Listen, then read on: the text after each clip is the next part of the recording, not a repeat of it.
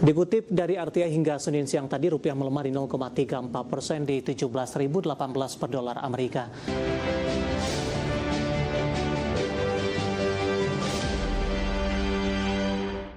Kita beralih ke informasi indikator perdagangan lainnya, pemirsa. Tidak hanya indeks harga saham gabungan nilai tukar rupiah cenderung melemah di perdagangan awal pekan dan kembali bergerak di atas level 17 ribuan per dolar Amerika. Dikutip dari RTI hingga Senin siang tadi, rupiah melemah di 0,34% di 17.018 per dolar Amerika, di mana sebelumnya rupiah dibuka stagnan di 16.990 per dolar Amerika di Senin pagi tadi, di mana secara intraday rupiah sempat melemah ke 17.044 per dolar Amerika. Sementara indeks dolar Amerika tercatat menguat di 0,22%, sudah kembali di atas level 100-an, tepatnya di 100,248 di Senin pagi tadi. Dolar Amerika bergerak di zona hijau, menunjukkan investor masih memburu saat pelaku pasar mencermati perkembangan terbaru konflik Iran. Fokus utama investor tertuju pada tengah terbaru dari Presiden Amerika Donald Trump terkait pembukaan kembali Selat Hormuz. Sementara di sisi lain, pelaku pasar juga masih kebingungan dan khawatir dengan pernyataan Presiden Trump yang berubah-ubah terkait perang Israel, Amerika, dan Iran di Timur Tengah.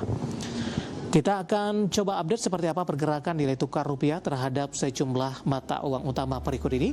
Dapat Anda saksikan grafis di layar televisi Anda, pemirsa. Pergerakan nilai tukar rupiah terhadap dolar Amerika Serikat di 17.043 rupiah. Update jelang penutupan, pasca penutupan, pelemahan terpangkas ke 0,32% ke 17.014 rupiah per dolar Amerika.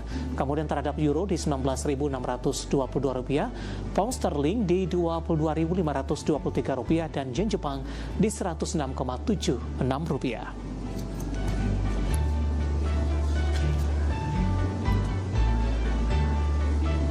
Ke informasi komoditas, harga minyak dunia naik di awal pekan di tengah konflik Timur Tengah yang semakin memanas. Harga emas melemah di atas 1%, terbebani penguatan indeks dolar Amerika Serikat.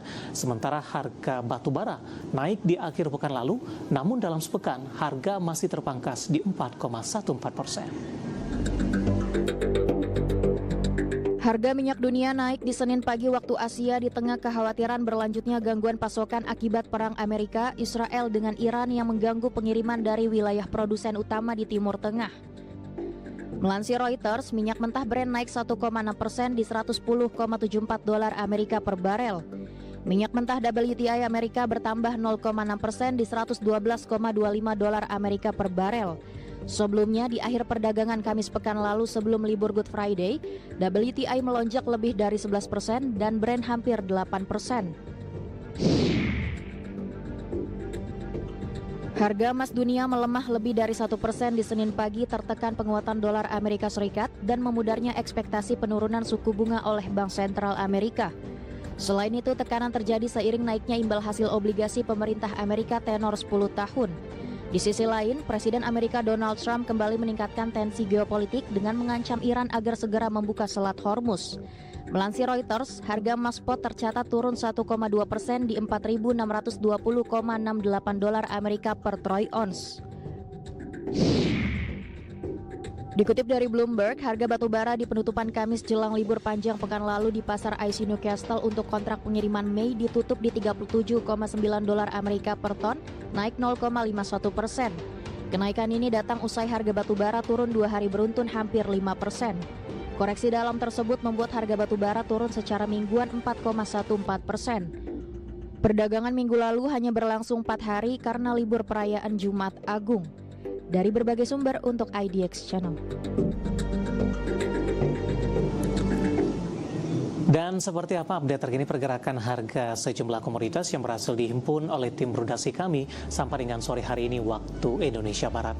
Dapat Anda saksikan grafis di layar televisi Anda, pemirsa, di mana minyak WTI melemah di 0,46% di level 111,08 dolar Amerika per barrel. Nikel melemah di 0,93% di 17.059 dolar Amerika per metric ton.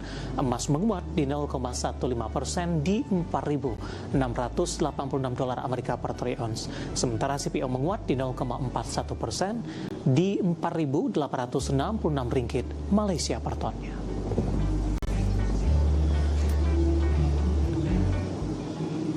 Ke informasi emiten pemirsa, di mana PT Kimia Farma Persero Tbk atau KAF masih membukukan kerugian di sepanjang tahun buku 2025.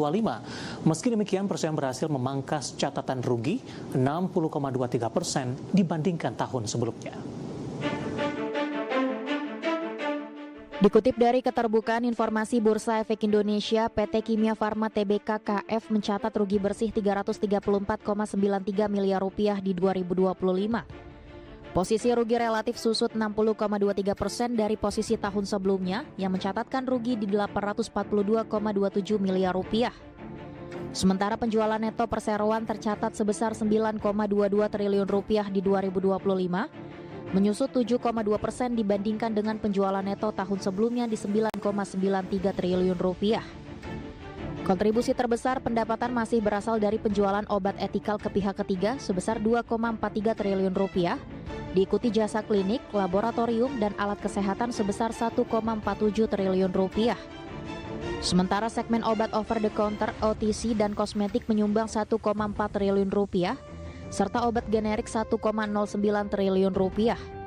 Di tengah raihan pendapatan, beban pokok penjualan perseroan di 2025 mencapai 6,15 triliun rupiah, turun 11,91% dibandingkan beban 2024 di 6,99 triliun rupiah.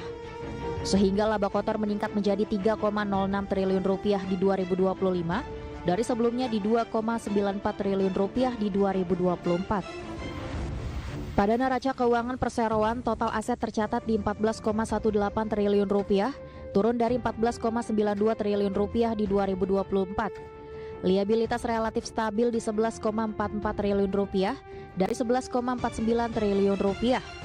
Sementara ekuitas menurun menjadi 2,73 triliun rupiah dari sebelumnya di 3,42 triliun rupiah. Dari berbagai sumber untuk IDX Channel.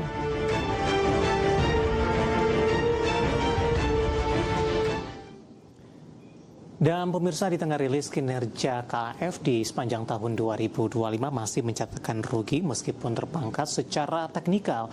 Hari ini KAF juga cenderung bergerak di zona merah, bahkan intraday hari ini sempat ke 450 dari catatan kami dari RTI. Ini juga merupakan level intraday terendah secara year to date pemirsa. Langsung saja kita ke grafis yang pertama, kita akan coba lihat pergerakan saham KAF mulai dari pembukaan pada sesi pertama dan penutupan di akhir pekan lalu, dan update nanti beberapa menit jelang penutupan sesi kedua hari ini. Di perdagangan akhir pekan lalu di 2 April, saham KAF ditutup di level 462. Pembukaan pada pagi tadi dibuka stagnan di 462, kemudian melemah ke 452. 30 menit pasca pembukaan. Pada pukul 10, penguatan terbatas masih berada di zona merah di 462, dan pada pukul 11, tekanan kembali berlanjut ke 450. Pada penutupan sesi pertama siang tadi, masih di zona merah, memangkas pelemahan ke 454, dan pembukaan sesi kedua kembali tertekan ke 452. Saat ini berada di level 450 intraday terendah di hari ini, dan juga dalam beberapa bulan terakhir melemah di 2,60%. Kita akan coba lihat pemirsa ke grafis selanjutnya pergerakan saham KAF dalam beberapa bulan terakhir. Ya, tampaknya lebih cenderung tertekan. Di perdagangan awal November, saham KAF masih diperdagangkan di level 600. Desember mengalami tekanan yang cukup dalam ke 500-an. Januari mencoba untuk bangkit ke 560. Februari, Maret lebih cenderung mengalami tekanan yang cukup dalam. Bahkan sempat ke level 460 dan juga 450-an. Dan secara year to date, tampaknya ini juga merupakan salah satu level terendahnya. Karena dalam 1 tahun terakhir sempat melemah di April tahun lalu ke 346. Dari sisi valuasi dengan beberapa indikator yang ada, kita akan coba lihat dari PER, PBV, kemudian juga beberapa indikator lainnya. Ya, dapat Anda saksikan grafis di layar televisi Anda pemirsa. Dari posisi PER-nya minus di 7,54 kali, PSR di 0,27 kali, PBV berada di kisaran 0,88 kali, dan PCFR berada di kisaran 10,78 kali. Kombinasi secara fundamental, teknikal, dan juga dari sisi valuasi, dan semoga bisa menjadi salah satu referensi untuk Anda.